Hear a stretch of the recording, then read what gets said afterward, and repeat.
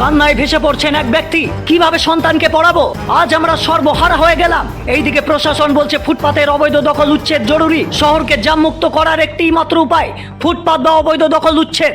কেউ বা সরকারের সমালোচনা করছেন, কেউ বা সরকারকে বাহবা দিচ্ছেন এবং প্রশংসা করছেন। রাজ্যের কোনো প্রান্তে পুনর্বাসনের কথা এখনো পর্যন্ত পরিষ্কার নয়, তবে আসানসোল উত্তরের বিধায়কের আলাদা ভাবনা। তিনি বলছেন কালীপাহাড়ির দিকে নাকি এই ফুটপাতকে পুনর্বাসন দেওয়া হতে পারে। বহু বছর ধরে প্রাক্তন সরকার থেকে এরকম উল্লেখ বারংবার আমরা দেখেছি এবং শুনেছি যে আসানসোলকে জ্যামমুক্ত করা হবে এবং হটন রোডকে উচ্ছেদ করা হবে, কিন্তু প্রত্যেক বাড়ি দেখতে পেয়েছি আমরা যে সরকার পিছুপা হয়ে গেছে, সময় দেওয়া হয়েছে, বারবার সেটি পরিবর্তন হয়েছে, কিন্তু না আসানসোলকে জ্যামমুক্ত করা গেছে না হটন রোডকে উচ্ছেদ করা হয়েছে। কিন্তু সরকার পরিবর্তন হতেই রাজ্যের বিভিন্ন প্রান্তে অবৈধ দখলের প্রতি রেল সেল, লিসিএল তথা প্রশাসনের কড়া পদক্ষেপ দেখা যাচ্ছে।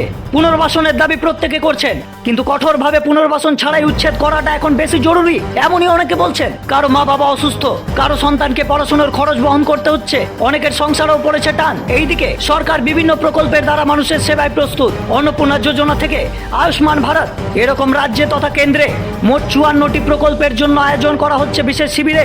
কার বক্তব্য কতটা যুক্তিকর, কার অসুবিধে কত বড়, এখনো তার হিসেব মিলছে না। পুরনো সরকারকে মানুষ চোর প্রমাণ করে দিয়েছেন এবং নতুন সরকারের পরিবর্তনের উপর নির্ভরশীল এখন প্রত্যেকে। আপনাদের কি মতামত এই নিয়ে অবশ্যই কমেন্ট করে জানাতে ভুলবেন না। ব্যুরো রিপোর্ট, টাইমস নাও, আসানসোল।